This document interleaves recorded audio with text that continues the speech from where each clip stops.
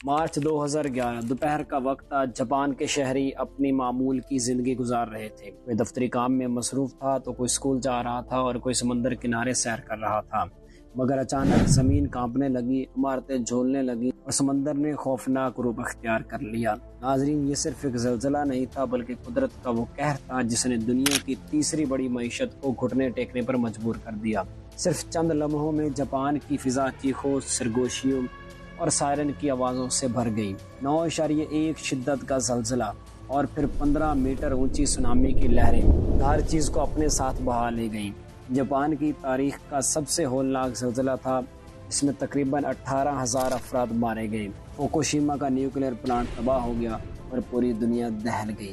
مگر دوستو، سوال یہ ہے کہ آخر جاپان میں زلزلے کیوں آتے ہیں؟ جاپان کے نیچے کچھ ایسا چھپا ہے جو ہر لمحے تباہی کے دہانے پر ہے؟ کیا زمین کے نیچے واقعی پلیٹیں ٹکراتی ہیں؟ کیا ہم بھی ایسے کسی خطرے میں ہیں؟ تو چلیے دوستو، اس ویڈیو میں انہی تمام سوالوں کے جواب ڈھونڈنے کی کوشش کرتے ہیں۔ دنیا بھر میں کچھ زلزلے ایسے بھی ہوئے ہیں جو اپنی شدت اور تباہ کاری کی وجہ سے تاریخ میں ہمیشہ کے لیے یاد رہیں گے۔ ان میں سے مہلک زلزلہ چین کے شہر شاشی میں 1556 میں آیا۔ اور دوستو، کیا آپ جانتے ہیں کہ اس 8.01 کی شدت کے زلزلے نے کتنے لوگوں کو اپنی لپیٹ میں لیا؟ جی ہاں، تقریباً 8,30,000 افراد اپنی جان گنوا بیٹھے۔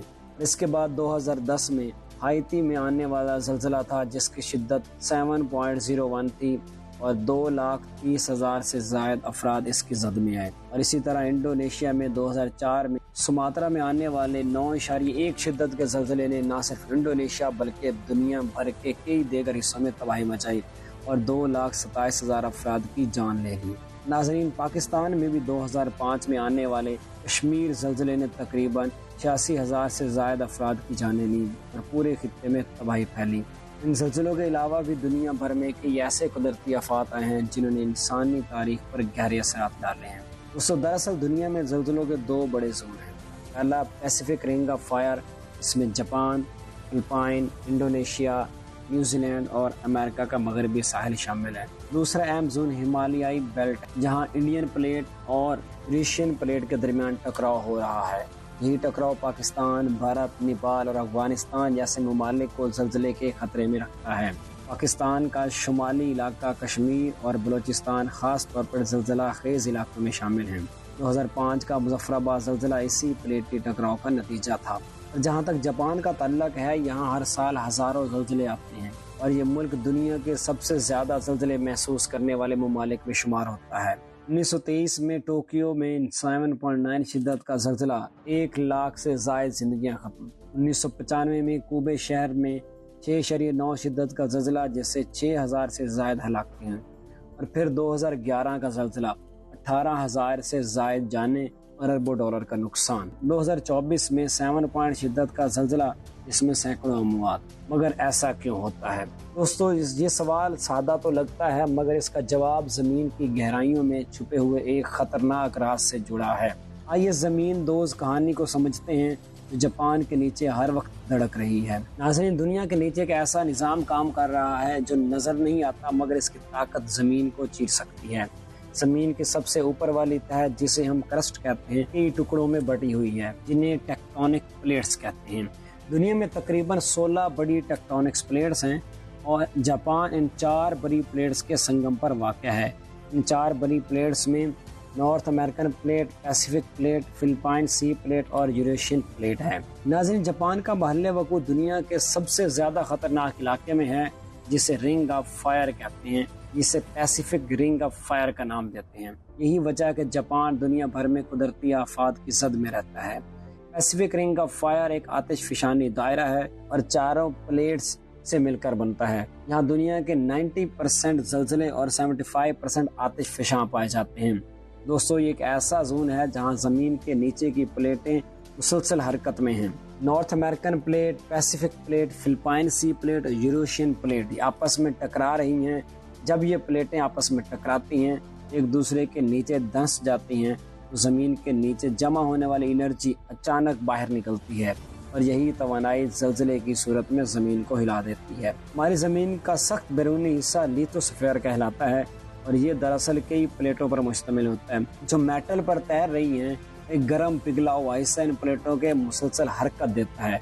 ये प्लेटें 3 तरह से मूव करती हैं, एक डाइवर्जेंट, कन्वर्जेंट और ट्रांसफॉर्म। जापान में ज़्यादातर ज़लज़ले कन्वर्जेंट बाउंड्रीज पर आते हैं, जहां पैसिफिक प्लेट्स यूरेशियन प्लेट के नीचे जा रही हैं। यह अमल सबडक्शन कहलाता है, जो कि दुनिया के सबसे बड़े और ख़तरनाक ज़लज़ले पैदा करता है। दोस्तों, तहकीकात के मुताबिक पैसिफिक प्लेट हर साल तकरीबन 8 सेंटीमीटर की रफ्तार से यूरेशियन प्लेट के नीचे जा रही है। जब ये प्लेट एक हद तक झुक जाती है और अचानक अपनी पोजीशन बहाल करती है, तो ज़मीन के अंदरूनी तवानाई एक धमाके की सूरत में बाहर निकलती है, जिसे वोल्केनो कहते हैं। नाज़रीन, जापान के मशरक़ में खतरनाक खंदक है, जिसे जापान ट्रेंच का नाम दिया जाता है, जो ज़मीन की सबसे गहरी सबडक्शन जोन में से है। यहाँ समंदर की गहराई 8.4 किलोमीटर तक जाती है।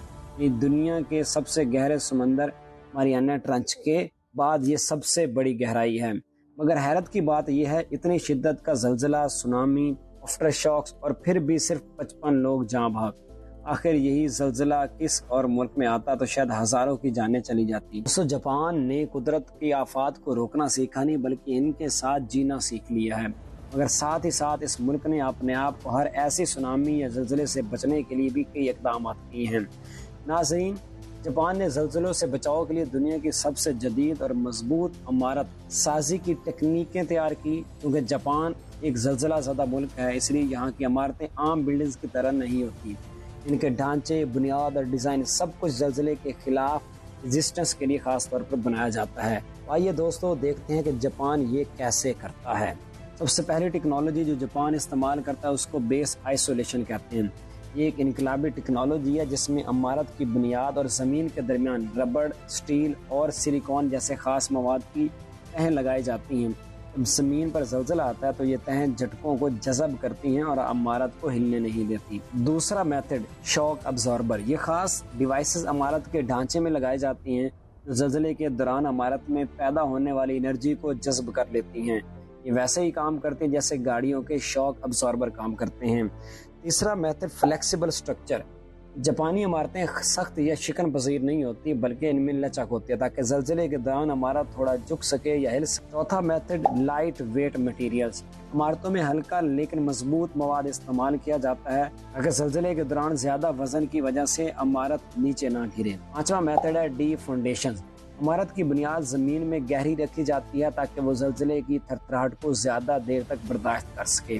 छठे नंबर पर है इमरजेंसी एग्जिस्टेंस और सिस्टम। हर इमारत में इमरजेंसी रास्ते, सीढ़ियाँ, अलार्म सिस्टम, ज़लज़ला वार्निंग सिस्टम मौजूद होते हैं, ताकि खतरे की सूरत में लोग फौरन बाहर निकल सकें।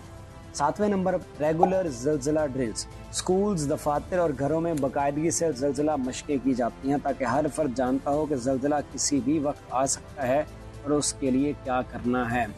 आठवें नंबर पर है जदीद बिल्डिंग कोड्स। जापान में हुकूमत ने सख्त तमीराती कवानीन बना रखे हैं। कोई भी इमारत तब तक मुकम्मल नहीं हो सकती जब तक वो इन ज़लज़ला मसाइल असूलों पर पूरी न उतरे। सोचो, अगर जापान जैसा तैयार मुल्क भी ज़लज़ले से लड़ सकता है, तो हम सिर्फ दुआ पर भरोसा करते हैं, क्या कभी महफूज रह सकते हैं? और शायद यही वो चीज़ है जो जापान को बाकी दुनिया से मुमताज़ बनाती है। कुदरत की मार को रोक नहीं सकते, लेकिन उससे सहने के तरीके को सीख सकते हैं। दोस्तों, ये वीडियो अगर आपको पसंद आई है तो चैनल को लाइक करें, सब्सक्राइब करें। मिलते हैं अगली वीडियो में। अल्लाह हाफ़िज़।